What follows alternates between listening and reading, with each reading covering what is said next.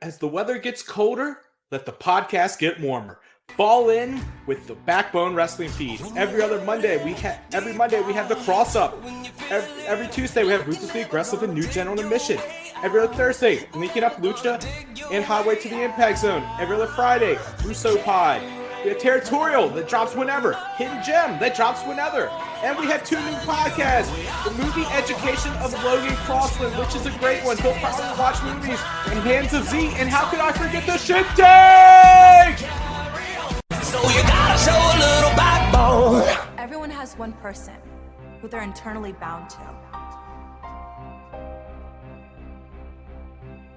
A person who elevates you to a whole different level.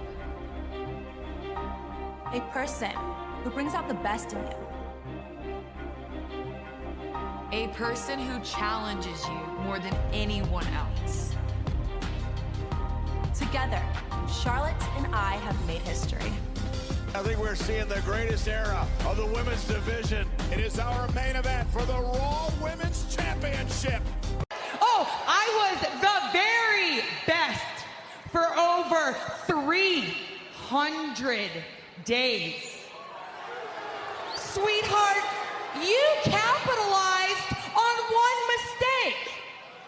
You see, sweetheart, it's one thing to take home the prom king. It's another to get him to put a ring on your finger. And that's what you are, Sasha. You're just a one-night stand.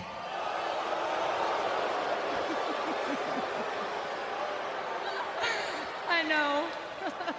A one-night stand? Yes. Sweetheart, you're the daughter of Ric Flair. If it wasn't for a one-night stand, you probably wouldn't be standing here. The new title of the magazine, changing from Victory Magazine to the World Wrestling Federation Magazine. The other important announcement is a new article that will be regularly appearing in the magazine.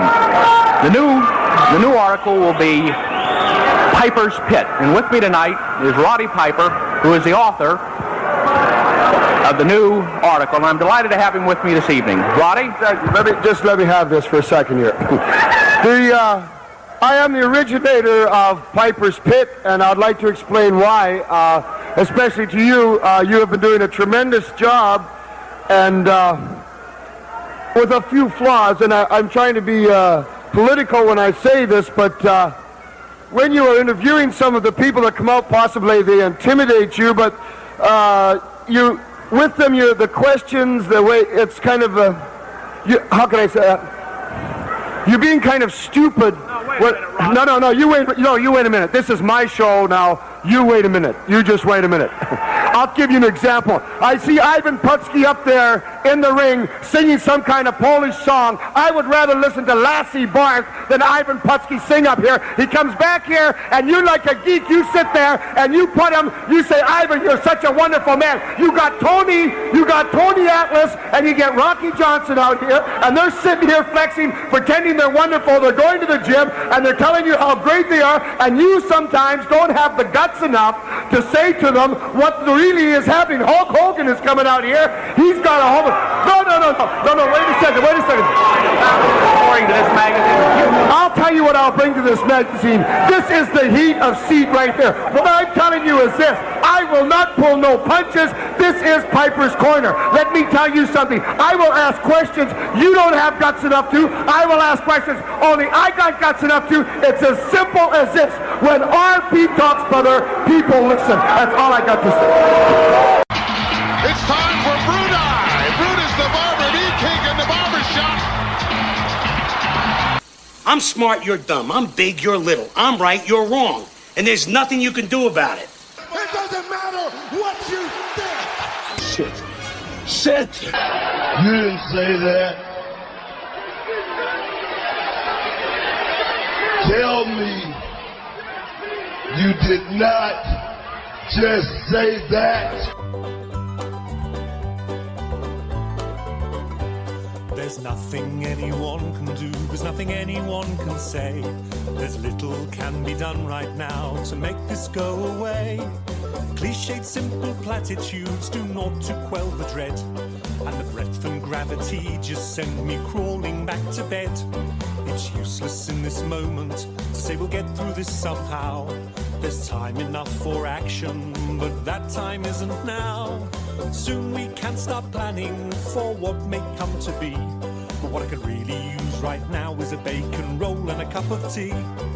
I don't need positive affirmations, I need to scream and bawl. The unrealistic expectations won't help with this at all. This is shit. Well, this is shit. I'm not expecting answers because they're out of your remit. I'm not looking for solutions, just for someone to admit that this is shit, this is shit, this is shit. Backbone Wrestling Network, welcome back to the Shit Take. It has been a very long time, so very happy to be back with my co-host Keith. Keithy, how you doing? It's been a long time.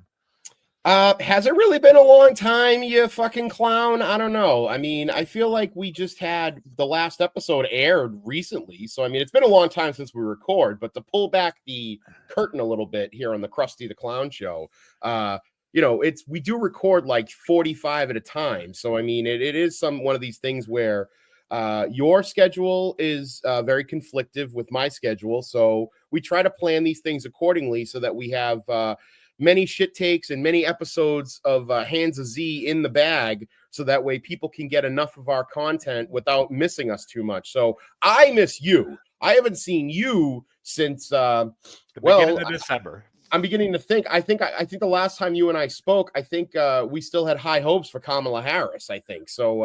It was the beginning of December when last. Yeah. So it's great to see you. You look fantastic. I want to say. I'm looking at you right now and I'm drooling. I can't wait to fucking put my big hammy paws around you in Vegas when we see each other for Mania. So it's going to be great. I hope you and I can at least maybe one time go up to a table, put it all on black, and then walk away sad. So, oh wow, no, it's good to see you too, man. No, it's been crazy. Listen, it's been 2 months. I think it's been probably time this airs. It'll be 2 months since our last Shit Take actually aired. To be honest with you, my goodness. So, my schedule, yeah. So just to let everybody know, because to Keith's point, we always record multiple episodes, but scheduling conflicts. So Shit Take is no longer going to be bi-weekly, Keith. We are going to move it to once a month.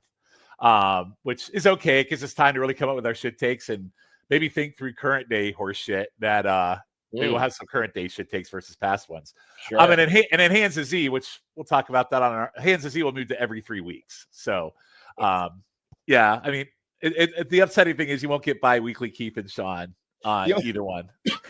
The only person that's gonna be upset about Hands of Z being every 3 weeks is going to be Peter Winson, because it's his number one favorite podcast on the Backbone Wrestling Network. So, is it really? No, that guy on YouTube who made all those comments on YouTube, that guy, that was those comments were very funny, by the way. Oh yes, I want you to hit me in my titty. Hit me in my titty, baby. Oh, hit me in my titty. So, but anyway, it's great to be back. It's good to see you, and I'm very happy that we at least got some kind of cadence way forward on how we're going to do this. So. Absolutely. All right. So I believe this is episode number 17, by the way. So we've done 16 of these already. Oh, my goodness. I'm going to start it off with my shit take, Keith. So, all right. Mercedes Monet. What is your current state in her, or what your thoughts are on her? Your current AEW run, what do you think about her? She's still around. I mean, no. All right, here's a weird thing, okay? She is a former chaotic wrestler. So she, went to I did not know that. Okay. Yeah, so she was huge in chaotic wrestling. I believe she trained in the New England Pro Wrestling Academy. I believe so. I could be wrong, but she definitely did make a significant difference in chaotic wrestling back in the 2010s and the early 2000s. Or the early 2010s. So did you see her back? Did you see her? No, I never got to see her. And it's funny because there was one time where Chaotic was running a show and like WWE was in town, and they were kind of toting that like a former Chaotic legend was going to be coming back, and everybody thought it was going to be her. and it wasn't. It ended up being like some fucking jabron that like nobody remembers. But regardless, Kofi Kingston was in Chaotic too. Kofi right? Kingston, yes, Kofi. A lot of people have come through. I mean, New England Pro Wrestling Academy used to be the Killer Kowalski School, so that's where. I mean, that's a notorious place. A lot of people came through there. Triple H came through there. To my knowledge, they're the only independent wrestling company that's actually had Vince McMahon participate in an angle. Like, yeah, and it had to do with with John Cena was involved and everything. So, I mean, yeah, it's obviously a great legacy. It's a great company. I love it to death. I could rave about it for hours. So for me to like kind of pick apart a chaotic New England Pro Wrestling Academy legend, it's tough, but I can pick apart Mercedes Monet. So tell me why. I want to hear your thought. Obviously, this will leave my shit take, but I'm curious. I think that when Mercedes, Sasha, whatever you want to call her, is the top dog, and all the attention is put on her, she's passable as a top guy, I'll say top guy, but top wrestler. Mm-hmm. Whenever she's not the main focus, I think she becomes very disinterested. And I use the tag championship as kind of like my benchmark for that, where it's like, because my whole thing with the women's tag team is that I really want, I was saying this to our good friend Jennifer Smith. I was saying that I want Charlotte Flair to come back, and I want her to pick somebody and have them destroy the tag team division and turn it into something fucking amazing. Like, have Charlotte Flair and somebody be the fucking benchmark for tag team wrestling and in wrestling and WWE female wrestling, and then have it be like this awesome division because they built around it. I like that. That's not a shit take. That's a good take. Because she's run the gamut on singles at this point. I feel like she's done everything else, and for her to win like the U.S. women's title or the Intercontinental women's title would be pointless. So I said it would be great for her to completely reinvent the tag division with like her handpicked chosen tag partner kind of thing. And I feel like her and Tiffany together would probably be yes. Yeah. But you're also kind of derailing Tiffany's singles push, which would be good. Sure, I got you. But like Naomi and Sasha had the opportunity to turn that division into something awesome. And granted, I know that a lot of it was Vince and Vince's booking and whatnot, which is kind of why I don't fully disagree with your idea that if it was under Triple H's reign, she'd be more important. Which, by the way, is my shit take. I haven't gotten there yet. But yeah, which I think that's great, but I don't think she'd be the top person in the company. I think she has a lot of flaws. She has flaws performance-wise in the ring. She can get botchy at times. I already see you rolling your eyes. It's like, but I think she is. Because I'm going to say something when I get to what I'm going to say about somebody that's going to piss one of my friends off, and it's going to suck. But anyway, but it's like, not you. But it's like, I know that like, but it's like, I know, like, having watched wrestling pretty much as long as I can remember, I can tell when there's a guy like Bret Hart, and I can tell when there's a guy like Mr. Perfect, and I can tell when there's a guy like Shawn Michaels. And what I mean is Bret Hart and Mr. Perfect could work with anybody. They could literally wrestle a broomstick for an hour, and it would be a very great, entertaining match. Then you have a guy like Shawn Michaels who, given the right partner, he can wrestle a broomstick and it's amazing. But given a guy that maybe he has to carry a little bit, it's not always the greatest thing out there, you know? And that's where I think, and you end up saying, like, whenever you say like, oh, what's Kevin Nash's best match? And people go, oh, it's him versus Shawn Michaels at Mania 11. Yeah. Him versus Bret Hart at Survivor Series. But yes, and that's a better match. And Taker match at Mania. Yes, and Taker's another guy who can carry a guy and have it be a great match.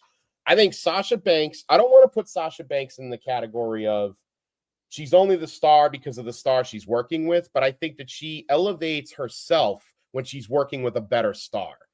And it's my opinion. I don't want to trash her, but no, I'm thinking through what you're saying.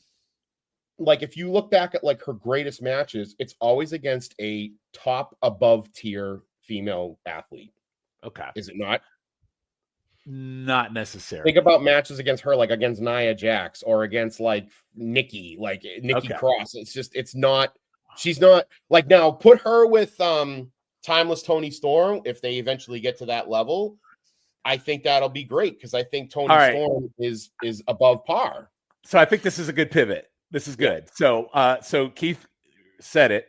So my shit take is under Triple H booking, Mercedes Monet would be the WWE's top, well, maybe not even the WWE, but probably overall female top wrestling star. Now, Keith, you did a really good job setting that up, and we didn't even practice that, so thank you very much. Appreciate it. So here's my take. So I think Mercedes' problem is in her booking is her promo skills. Her promos are atrocious. And by the way, that whole CFO, that whole ring entrance she does literally makes you want to vomit every time. It's like cringe. It's like cringe. Yeah, great. Like every time it comes out and then she's doing her little dance, I literally get cringe and uncomfortable. Like, God, can we get her off the stage because it makes me feel weird, right? It's like one of those. Here's the thing, though. If you look at her wrestling matches that she's had since AEW or even since she's left WWE, she's had some pretty great singles matches. Willow, she had a good one. Stephanie Valkyrie, who is now in the WWE and NXT, they had a really good match for the Japan title that Mercedes has. And that's before Stephanie decided. She's had good matches against Haley Cameron.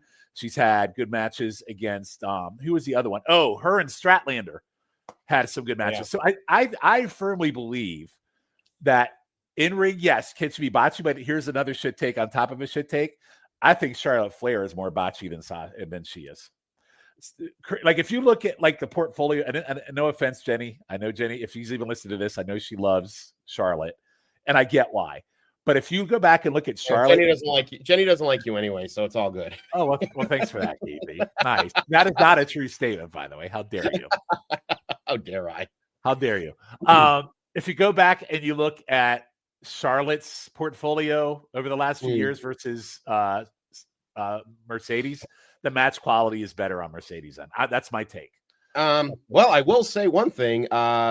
Mercedes has not had any plastic surgery, which is always a plus in my book. Well, like I said, I walk on eggshells around the comment on that too, because that will get you the wrath of Jennifer Smith, Keepy. So. And Jenny knows my feeling on Charlotte Flair, where it's like I don't know why she decided. Although I guess somebody kind of put me in my place the other day and said that when she had her nose broken, that it like really did fuck up a lot on her face, so that's why she had to have surgery. That's probably possible. I go, if that's the case, okay, but like she definitely had her boobs done, which I find so weird that a female wrestler gets like breast implants because they're fucking hitting the ground, like they're hitting the mat all the time. Like, you know, it just, I know you're supposed to flat back, but I mean, eventually, every once in a while, you hit the front, and I don't know, anyway, but I'm trying to think who's been injured more throughout their career, Charlotte or Sasha. Longevity wise, Charlotte. Like if you want to do like time frame, Charlotte. Yeah,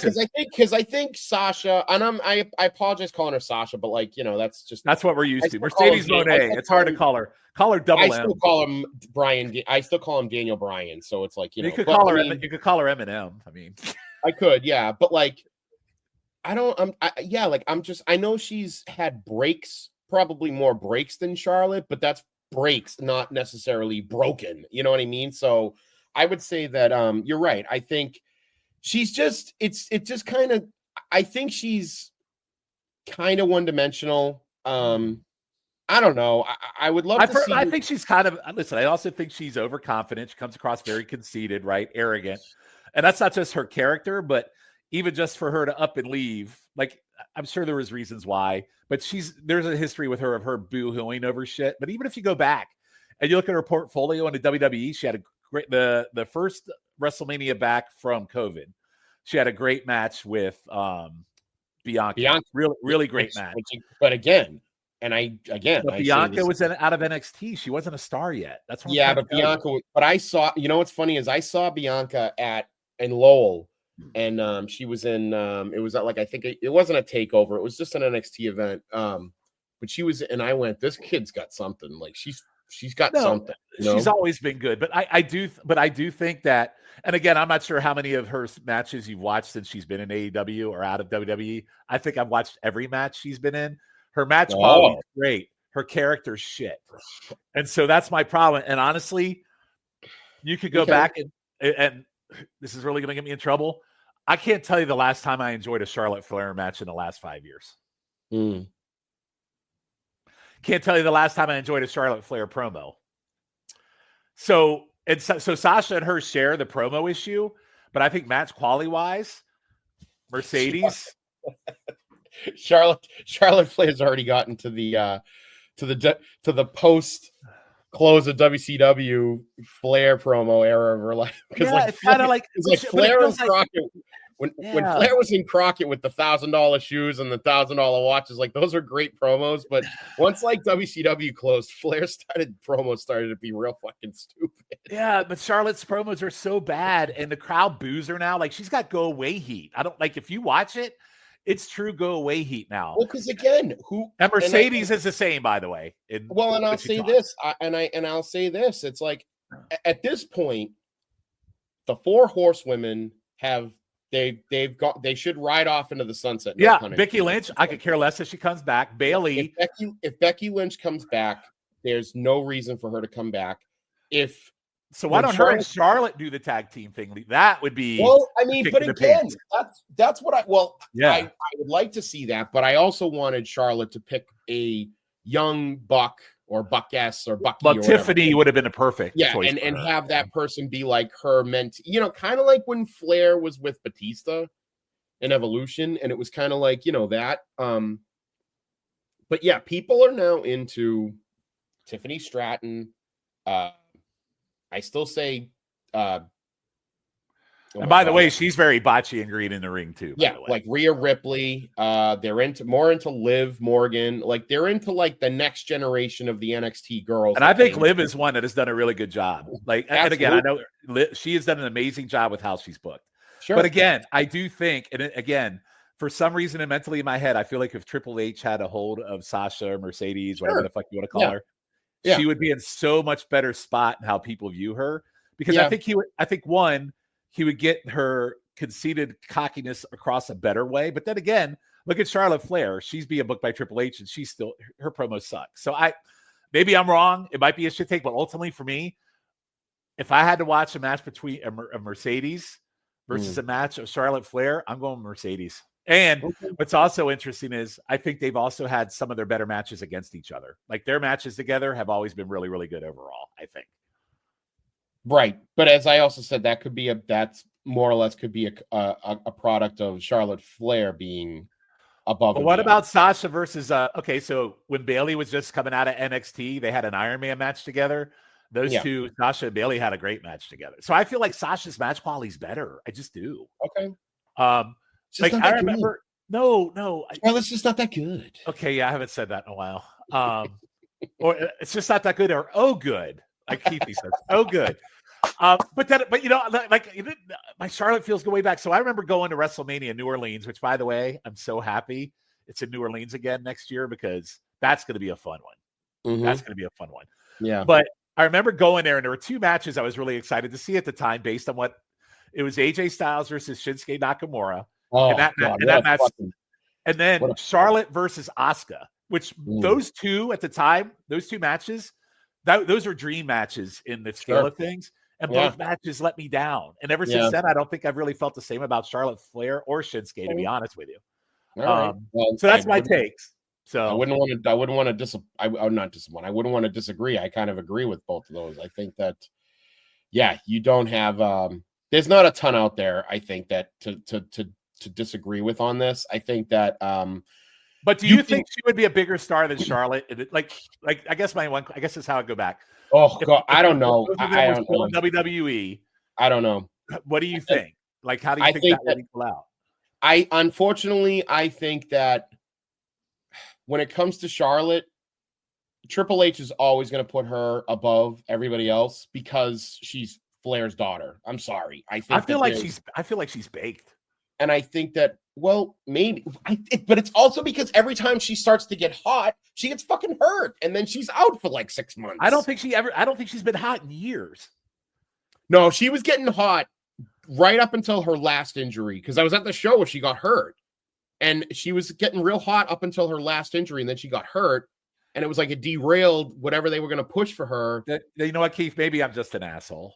No, it's not. No, I mean, it could be, but it could be that. But I don't disagree with you that there's flaws in the booking of some of these people, and I think that you have, you've made some really good points about not only Mercedes Monet, but Charlotte, but also about like Tiffany and Bianca. I mean, you make a good point about female wrestling. It's, you know what? It's great that we're I enjoy it. When it's good, it's good. Yeah, I enjoy it. It's great we're having this discussion about female wrestling, and we're talking it in the same way that we're talking about men's wrestling. Like, we haven't really swayed from that pivot that, you know, wrestling is wrestling. It doesn't matter what's between your legs. No, there's no distinguishment between women and male to me at this point. Like, I enjoy both. But no, it really what I was really pushing for was I wanted Rhea and Damian Priest to beat the Judgment Day for the tag titles. I thought that would have been fucking awesome. They could have done that. I mean, they had fucking Braun Strowman with a fucking 5-year-old. They absolutely could have done it, and it would have been awesome. Because if there's one female right now, aside from Nia Jax, and that's just because Nia Jax weighs 300 pounds. If there was one female that could actually beat the shit out of men, it's Rhea Ripley. So 100%. But anyway, so I mean, I don't know if it's agree or disagree. I don't know if it's a shit take. I'm sure my shit take about Charlotte is probably not going to make a lot of people happy. I don't know if it's a shit take. It's an opinion, and I think that the opinion is that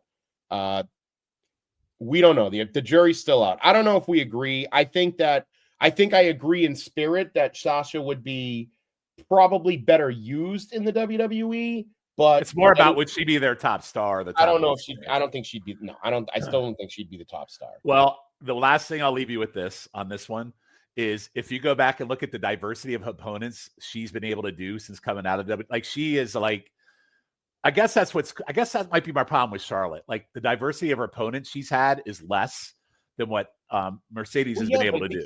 Yeah, but that's because Mercedes came out of WWE and was doing independent booking for a while, so she was allowed to go to Japan. She was allowed to go here. I know, but maybe if Charlotte, I think Charlotte needs some of that. It was a lot more. Listen, if the WWE started branching out, like, you know, maybe there's high hopes for TNA with this arrangement with TNA that maybe they'll start branching out to more like New Japan or whatever, and we can get some stuff with Japan. And I mean, I don't see why not.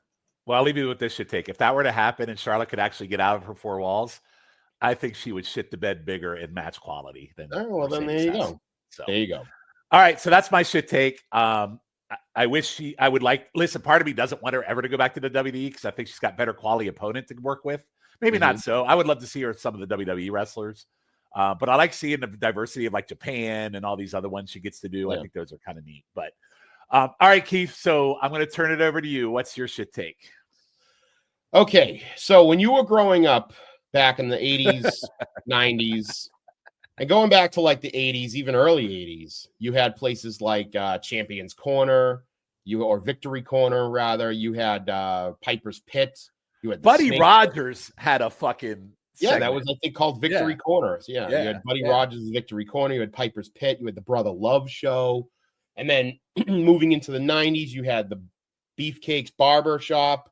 You had the Funeral Parlor. And all of these kind of have a certain theme, which is it's a talk show interview segment on professional wrestling. I think that, and we've had some revisits, the VIP Lounge, Ms. TV. But very limited and doesn't last very long. It's very, very limited. I think the most recent one was the one that, oh God, what's his name does? Well, Kevin Owens. Kevin Owens had one, but they did it more for a segment for an angle versus like a regular thing. Right. Yeah. I was thinking about who's the guy that's from Australia that's with us. Grayson Waller, the Waller effect. Yeah, the Waller effect, the Grayson Waller effect. So, which, by the way, I don't want to show from him. So no, right. And I think that he's the most recent one to have done a talk show segment. And one of the things that I liked about the talk show segments, especially considering that back in the day when you would watch Superstars or Wrestling Challenge or Championship Wrestling or whatever it was, you would either have, you didn't always have the storylines pitched during matches like they do now, or you didn't have the 20-minute long intro where the wrestler comes out and cuts this promo and then the music hits and another guy comes out and something happens and blah, blah, blah. Well, they hit hard because it was syndicated TV. And well, right. I'll say my opinion. Go ahead. Sorry. Well, but you would have these segments that would come up where Brother Love would come out and he would bring out Hulk Hogan and Hulk Hogan would talk shit, and then Slick would come out, and then the next thing you know, the Boss Man's attacking Hogan, and then now you're off and running making money. And I think that interview segments are a great opportunity to give somebody who's maybe not necessarily a top tier star, like a Grayson Waller, an opportunity to be kind of a bit of a rabble rouser and have, an opportunity to showcase their talents. You could also do something with and it's funny because not to change to baseball, but like the topic of the California or the Los Angeles Angels, Anthony Rendon has been coming up recently, how Anthony Rendon signed this ridiculous contract with the Angels and has basically been on the field less than an entire season in the 5 years he's been there. And he's going to be out again, I'm pretty sure, for the entire rest of this or the entirety of this season as well. And one of the comments that I was talking about with my brother about this is that they should make him be at every baseball game, signing autographs, handing out bobbleheads, doing face-to-face work with like fans and whatnot. Like they should utilize him as much as they can. They could do that in wrestling with injured wrestlers as well. Like guys who blow out their ACL or guys that have like a broken arm or something. Like remember when they did the Randy Orton hour or the Randy Orton recovery zone or whatever. And then when CM Punk was hurt, he was doing commentary. And that's what they need to do to utilize, especially considering that the biggest fear for wrestlers back in the 80s was getting hurt and being off of television so they were forgotten. You could absolutely have anybody that's hurt be the wrestler who, let's go back to Charlotte Flair. Charlotte Flair's hurt. Bring back a Flair for the gold. And every week Charlotte Flair comes out and she hosts an interview segment where she's out there talking to whoever the wrestlers are that they want to start pitching a storyline. It just gives an opportunity for maybe a lower tier wrestler or a wrestler who's injured, an opportunity to continue to be on television, possibly set up a storyline in the future, and push the story and the narrative forward without letting us have the first 20 minutes of Raw or the first 20 minutes of SmackDown be this fucking long, trudging, drawn out, nonsensical, or a 25-minute Rock Cody Rhodes promo. Yeah, and then yes, the Rock Cody Rhodes thing on SmackDown could have been done during the Grayson Waller effect and would have been just as good in a 5-minute promo segment as opposed to a 25-minute jerk-off fest. Ugh. And you don't have to have Michael Cole constantly going back and fucking refreshing.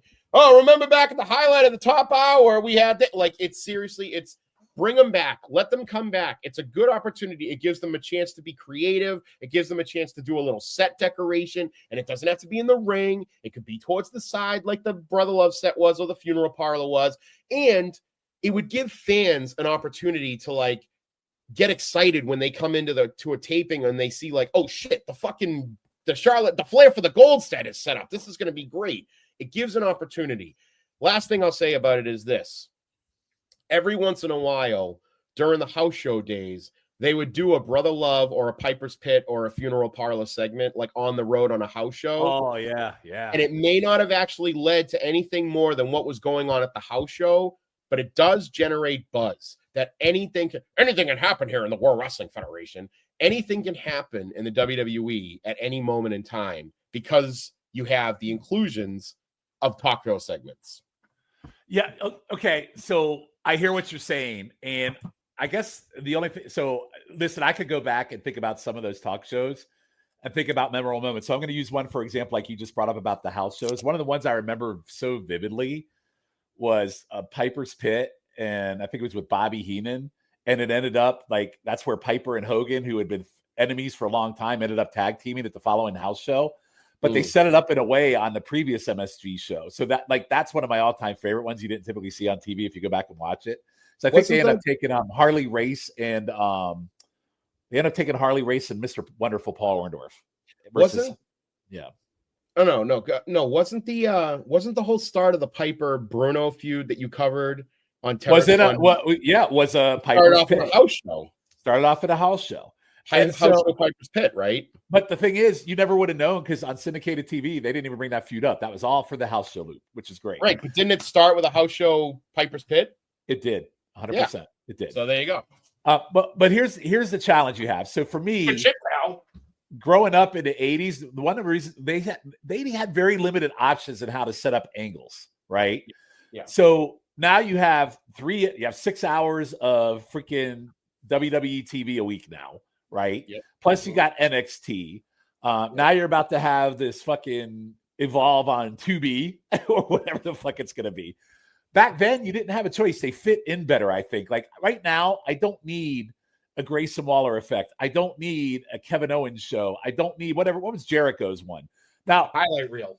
But they did good ones like that. I think what was the last real good angle that they set up on one of those TV shows? The highlight reel when he threw Shawn Michaels through the TV.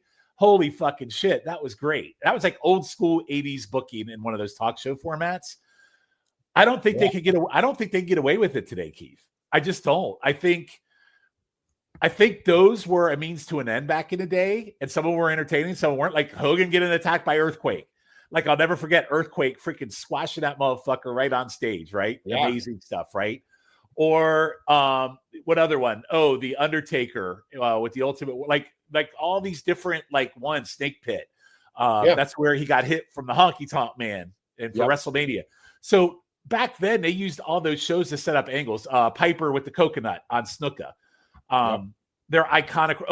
Hogan versus Andre was all set up through Piper's Pits back-to-back weeks, right? Mm-hmm. I don't think they can get away with that now. I just don't. I don't think it would be effective because they just have too much TV time. Back then, you had a moment to get your angle over, and then they would spread everything else out through. All right, but let's take a current angle, for instance, where it got over, but I think it would have been over. And they're too scripted today by then. Back then, it wasn't as scripted. Today, it's overly scripted and disgusting. Like the Jey Uso Gunther match coming up at Mania. That whole conversation between Jey Uso and Gunther, and believe me, Gunther is fucking on point in this. Like his promo skills are fucking awesome. I love Gunther. With talking about how Jey Uso is a fucking clown and that he's a circus performer and that he's just, it's great. And I liked when he attacked Jey Uso while Uso was kind of like celebrating. Like Jey Uso hadn't even picked up a mic yet, and he attacked him. And then Jey Uso in the ring laying down, he goes, "You just made my decision for me," like that kind of thing. Like that was great. But that all could have been also done on an interview segment on a Flair for the Gold, where Charlotte Flair comes out and she's interviewing. Why does it have to be Charlotte? Well, because I'm just using Charlotte because she's always hurt. But but also because a Flair for the Gold was. Remember Flair for the Gold? That's one of the most infamous. The Hollywood Blondes one was amazing. Yes. But what about Shockmasters? Flair for the Gold. Shockmaster. No. Okay. So Flair for a Gold was very good, but they had very limited TV time back then, right? So that's how they got angles over in some cases. Okay. So there you go. So you think with 6 hours of TV every week that they need to have these segments? That's what you're telling me. I'm looking to get rid of the 20 intro, 20-minute, 25-minute opening segment that just fucking sucks all of the time out of the show you're watching, and constantly makes Michael Cole go back after every commercial break to talk about what happened during the opening segment of the show. I think the real root cause we got to solve for is we don't need 3 hours of SmackDown and Raw every week. No. I think, you know what? Go down to 2 hours, get booking better. Everybody collectively loved the 2-hour Raw that they were doing until they went live on YouTube. Their first Netflix show they did was great. The first one. But now it's all like, I feel like, I don't know, man, and this could be a separate shit take. I feel like Triple H's booking is starting to get a little because I think they're trying to, like, SmackDown, you don't have enough star power on that show or people give a shit about to go 3 hours, right? Or if you do, you're just stretching out this goddamn bloodline shit. It's always like revisiting whatever. Just it's a 3-hour bloodline show. That's all it is. It is, and nobody gives a shit about Solo Sikoa anymore. Everyone wants Jacob Fatu. They're onto their what they want now. By the way, even Roman this year. Roman has been so irrelevant this year that it's not even since he lost the belt. Roman has been a non-factor for anything, and I think that's hurting them too. So. I go back to going into Mania last year and how excited I was because Roman has held the belt for 3 years. And I wanted him to beat Cody Rhodes' ass. By the way, I'm tired of Cody. The one thing I will tell you, and this is totally separate from this, I would love to see Cody as a heel. And if he's the corporate champion as the heel, I'd be okay with it. I'd be okay because I'm over him. He sucks. I'm tired of him. Babyface Cody. Move on. That's another gimmick though that has just. It's beating a dead horse. Like they gotta get rid of the freaking corporate stooge. I know. I just want him to be a heel. But anyway, going back to your takes, I love those talk shows. You're right. Back in the 80s, even in the 90s, those were some of my favorite segments. I love them. But now I'm like, I think it would just get so lost in the weeds of so much television at this point, people wouldn't really pay attention, or it wouldn't have the same value. Okay. All right. Is that fair? It's a fair opinion. Okay. Like your screen name right now, your take sucks. So yeah. Anyway, so I'm not really sure where we landed on this episode. So for me, it's like, I don't think either one of them were egregious shit takes to disagree with. I just think it's just varying opinions of what we think. That's it. They're good opinions. But I do think on our next episode, we'll have a good one that I'm going to give you a shit about. Oh, thank the God. Not what I'm looking forward to. Yeah. All right. Good. So Keith, we're going to end this episode. So good topics, good conversation, I thought. I think it's very good debatable. What would you like to plug, Keith? Please listen to me every weekish on GFA Live with Petey Winson. We're back on a good normal cadence, hopefully. We had some issues during the holiday season, but I'm sure you were able to listen to us during your last shoveling session of snow outside your house or whatever the case is. I listen to it every week. Love it. You can also I heard you badmouth me on one episode too, you little motherfucker. I did. What did I say? I don't even know what I said. It was something about I hate Shawn Kidd or something like that. It was one of those things. I forgot what it was about. So I never say anything of the sort. That's bullshit. Did you listen back to the movie pod, the draft? How did I not bring that up? I did. I listened to it, and Keith, bless your heart, your takes on some of those. The Michael Jackson take might be an all-time shit take. I mean, it's a separate topic. But your Michael Jackson take is one that is just like, and what I loved even better was you getting shit about the horror movie. Jenny lit you up on the horror movie. That was fucking. If you have not listened to that pod, man, I tried my best to bury you because you weren't on it. I was like fucking Shawn. No, but it's just like, oh well, Shawn did good because he picked Fantastic Four and he hates them. I will not miss the next one just so I can get on there and get shitty with you. Just good. I think I'll bow out of the next one so you can have free reign over knocking on me. No, but Keith, that's kind of like, hey, you took a pot and you made an angle. So next time I come on, then I took a pot and I made an angle. We're booking angles on various pods. Oh, that's great. Anyway, this is our own MCU. the BC and BC no so you. Anyway, no, that was a very fun pod. But what else you got, Keith? But please listen to me on North South Connection. Alakawa Keithy, Hail to the Keith. Most recent Hail to the Keith episode was my funny little St. Valentine's Day Massacre, where I talked about the gangland shootings of 1929. I listened to that too. Yep. And of course, on the Backbone Wrestling Network, you hear the feed, you hear the plugs at the beginning of this. Please listen to everything we do. But I'm going to say that for that now. And on to you, Mr. Kidd. Well, I think I've already plugged Hands of Z. This one, obviously, probably a little bit more spread out than we normally did it. I am going to try and get back on Lucha a little. I was on the most recent one as of this recording. And then, I mean, I'm not going to really pimp anything else. It's all on the Backbone. It's all there. So Shift pretty much covers it. Oh, by the way, Keithy, since we're on the shit take, I want to give you hell. When don't you have these other pods you're trying to like pop up and do that have not come to fruition yet? What are we doing, Keith? I don't know what you're talking about. Keith. Hello.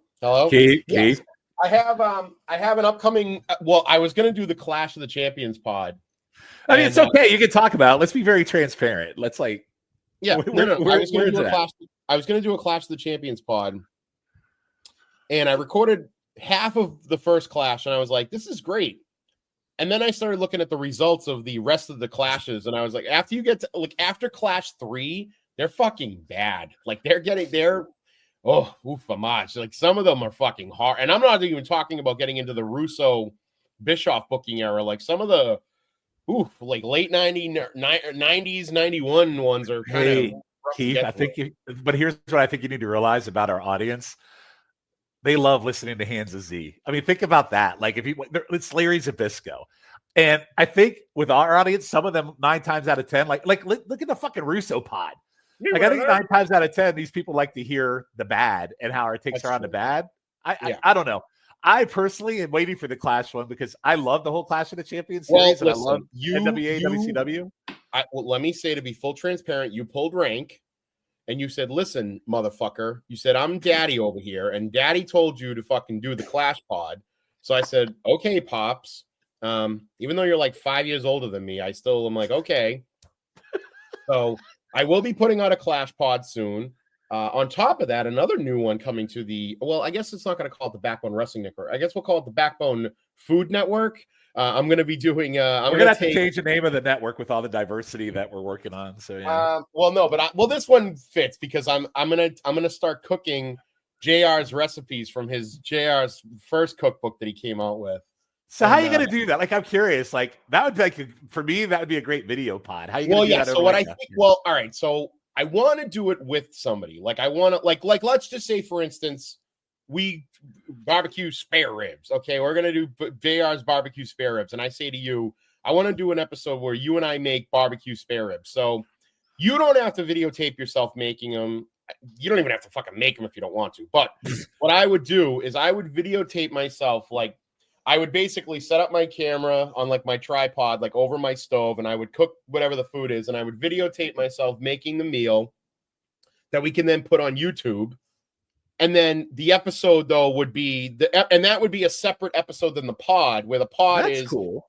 We would come back and like you and I would talk about the recipe. I would give the recipe out so people could hear it if they just want to listen to the audio version of this. And then we would talk about like how the recipe came out, if we hit any speed bumps, and overall, do we think that this wrestler actually contributed this recipe to the book? I think it's a great idea. I mean, I think listen, I also think it's creative. I think it's a good idea. I like it. Yeah. Now the Clash one, I just, it's the fucking winter and I don't want to be cooking because it sucks. So it's like, probably once, like, honestly, probably by the time this episode drops, I'll probably have the first one of those in the can because I would imagine I would have already. This one dropping on March 1st. Oh, so that's like, yeah, no. All right. So like probably by the time the next episode of Shit Take, so we'll have one. The other one on the Clash, let me tell you something. So one of my favorite pods ever that's no longer on is Talking WCW that Tim and Jenny used to do. Did you ever listen to that pod? It's a really good pod. Yeah. I think that could help fill a void that's missing from that one. So just FYI, listen, I wasn't trying to pull rank or anything. I just thought it was a really good idea. But I'm just busting your balls. But I also didn't know you were going to do it by yourself. I thought you were going to have people do it. No. I was only going to do the first one by myself because it just ended up being timing wise. I just couldn't really link up with someone. I think like the first episode I had was I honestly this sounds terrible. No, I forget. It was other Tim, not Tim Cable, other Tim. And I think the Tool Man. No, Tim Slomka. Slomka was going to do it with me. And I think he and I think like the day he was available, I think I just wasn't available or whatever. And then it ended up being Schiff would do Clash 1 with you. His Sting is in that. That's like Sting's coming out party. Yeah, Schiff and I were going to do Clash 2. We were going to do Clash 2. And then, so I mean, it's still out there. Oh, but I just want to say, so the first recipe, I pulled out the book. The first recipe I opened to is Pat Patterson. Pig Patterson. Pat Patterson's big cabbage balls. So it's like, and that's where I'm saying where it's like, and it's funny because JR's got like a little blurb in here. He goes, Patterson grew up in a large, poor family in Montreal where cabbage was cheap and plentiful. Pat's French mother had several cabbage recipes, but this one was main event status. I've had these made by Pat in his home with his late friend, Louis Dondero, and they are off the page. So what's this conversation with those two? I miss Louis, and my wife makes these from time to time to honor our friend, the first Intercontinental Champion. And then he goes in and he puts the whole recipe. I highly doubt Pat Patterson's big cabbage balls was an actual recipe that was given to him he gave to fucking Jim Ross. I just don't believe this. So I want you to make Tony Atlas frog legs. The Brooklyn Brawlers artichoke chicken. Another one in memory of Louis Dondero. So this is even saying. Maybe you should have saying that Brawlers. Maybe you should have story time with Keithy where you just read the various WWE books that came out as a character. Oh my God, could you imagine? Like reading the Dusty Rhodes book would be great. Anyway. Listen, Daddy, and I said to Ric Flair, I said, we're gonna tango in the tennis here. Listen, they're all creative ideas. You just got to make them happen. All right. So they're great ideas. All right. Well, good. Well, Keith, good to be back with you. good conversation. Not agreed. We didn't get mad at each other today, so that's a little disappointing. So hopefully we'll do that on our next episode. But with that, guys, we will see you on the next episode of The Shit Take.